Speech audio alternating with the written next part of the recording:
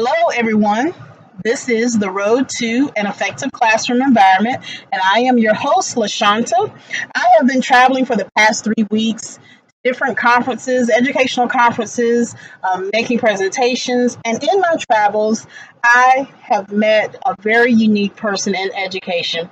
And her name is Dr. Anne Marie Taylor, and she is joining me today as my guest on this episode. How are you, Dr. Taylor? Well, thank you. Great. Again, thank you for joining me today. And we're just going to jump in, and I want you to tell the listeners a little bit about yourself and your roles that you have played in education and what your current role is. If you can share that with our listeners. Sure. I started out about 18 years ago in public education. My background's actually in criminal justice, and I went back to school to get my master's in special education. I've been a special ed teacher, a special ed educator. I've worked with students with all sorts of disabilities, but most of my work has been students with mild to moderate disabilities. In 2008, I served as the South Carolina Teacher of the Year. Actually was the first special ed teacher to ever receive that honor in South Carolina. It was a big deal for my students and for the work that we do in special education. I worked at the Center for Educator Recruitment, Retention, and Advancement as Teacher of the Year in 2008, and then wrote a grant through the State Department to create an initiative and a training to help support and mentor beginning special ed teachers. Did that for 3 years and went to Aiken County and worked in the district office of professional development for 1, and then to Edgehill County, where I just finished my 6th year as a special education director there. I'm actually transitioning this summer to Palmetto State Teacher Association, where I'll be supporting beginning teachers as well as veteran teachers special education all over the state, and this is actually the first special ed position they've ever had at PSTA, so that's exciting.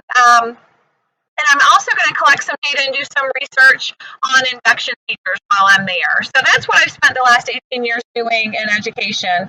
Been an awesome career, and I've learned a lot all along the way. Well, great. Those are actually quite a few different areas that you've worked in, but as you said, they've been mostly geared in special education, which it takes a special person to work in special education, as it does in education in general. And I know that the work that you've done has been impressive as you've been moving up in your career. So now in your new role in helping induction teachers in their process as they are working in their classrooms, what is some advice that you would give teachers, whether they're first year or veteran teachers who may be struggling? We're at a great time at the beginning of a school year. Administrators are preparing, teachers are getting ready to come back in to get their classroom set up. But what is some advice that you would give teachers in order to help them build relationships and rapport with their classrooms, with their classroom students? Absolutely. And I agree that relationships and culture and climate are key to the success of any classroom. One of the things I often go to first when it comes to setting up culture and climate in the classroom and setting up a great environment for learning is establishing norms. Back in the day when we used to think about making rules in the classroom, I remember creating, 5 rules for my classroom before I even met students and posting that up in the bulletin board and kind of presenting the rules as students entered in, and maybe presenting the rules the first couple weeks of school, kind of never really talking again. And